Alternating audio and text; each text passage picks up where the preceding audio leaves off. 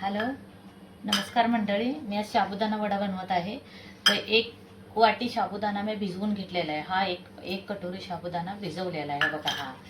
आणि त्याच्यामध्ये 2 बटाटे उकडून घेतलेले आहेत. ते बटाटे मी कुस्करून बारीक करून आटा बनवून घेतलेला आहे त्याचा. आज 4 मिरच्या हिरवे घेतलेले आहेत आणि 2 चमचे शेंगदाणे घेतले आहेत. ते शेंगदाणे मी भाजून त्याचे अशी आरत कच्चा असं कुटून घेतलेलं आहे. शेंगदाणा थोडं जाड असं. आणि हे मी ओलं खोबरं घेतलेलं आहे. ओल्या खोबऱ्यामध्ये थोडीशी साखर घातलेली आहे. तर साखर घालून हे मिक्स करून घेतलेलं आहे ओलं खोबरं. हे ओलं खोबरं नंतर आपण साबुदाणा वडा बनवताना त्याच्यामध्ये आतमध्ये भरायचं आहे ओलं खोबरं.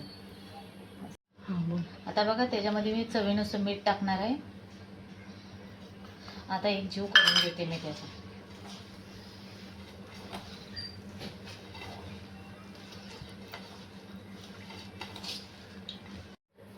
बोल. हे बघा असं करून घेतलेलं आहे मी. त्याच्यामध्ये थोडंसं असं खोबरं मी भरत आहे. त्याच्यानंतर वरून थोडंसं असं साबुदाणा लावत आहे.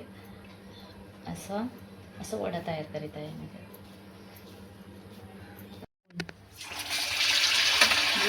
आता बघा हे मी फ्राय करून घेत आहे. जरासं कडक तेल करायचं. तेलामध्ये फ्राय करून घेत आहे. बघा मंडळी, बघा असे साबुदाणे वडे बनवलेले आहेत. हे बघा असे एकदम क्रिस्पी कुरकुरीत एकदम झालेले आहेत. खूप छान झालेले आहेत. बघा ह्याच्यामध्ये मी खोबरं भरलेलं आहे.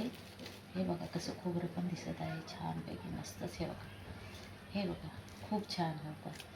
खूपच छान तिखट आणि गोड मस्तपैकी ह्यासोबत ना खूप छान असे साबुदाणे वडे खूपच छान झालेले आहेत. तुम्ही पण करून पहा.